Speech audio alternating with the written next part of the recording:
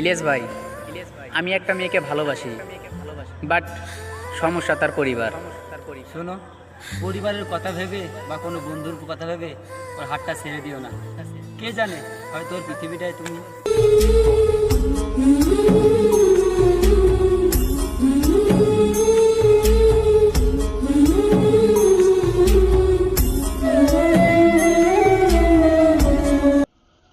মনে পড়ে কি ভোর 6টার দিকে ঘুম থেকে উঠে কিছু খেতে খেতে মুখ তুলে যাওয়ার কথাগুলো? মনে পড়ে কি সেই হুজুরের মজার মজার শাস্তি? আর কি কমন ডায়লগ, আপনার ছেলের ব্রেন ভালো, ভালোভাবে পড়লে খুব ভালো ফলাফল করতে পারবে।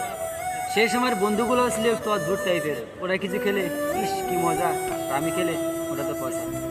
1 টাকা দিয়ে 4টা চকলেট, নারিকেলের আইসক্রিম, কটকটি, এইগুলো ছিল স্কুল যাওয়ার যৌতুক।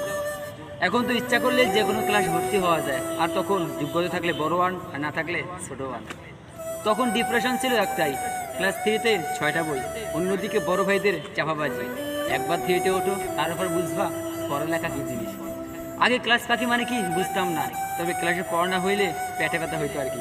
পায়খানা করতো কলম, আর শব্দ পড়তো আমার ঘাড়ে। এইসব দিনগুলো বড্ড মিস করি।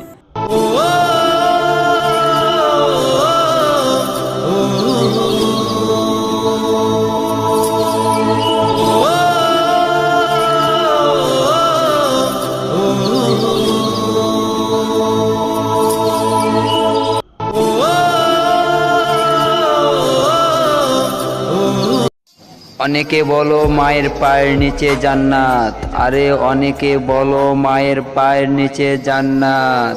আরে মায়ের পায়ের নিচে কেন জান্নাত হবে, মা তো পুরোটাই একটা জান্নাত।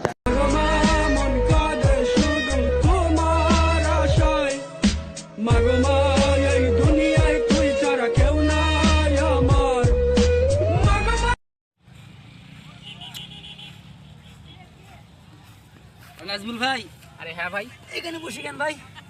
সে কথা বলো না ভাই। একটা মেয়ে বলেছে আমাকে নাকি দেখে নেবে, সকাল থেকে ভালো ড্রেস পরে বসে রয়েছি, পাবলিকটা এখনো এলো না।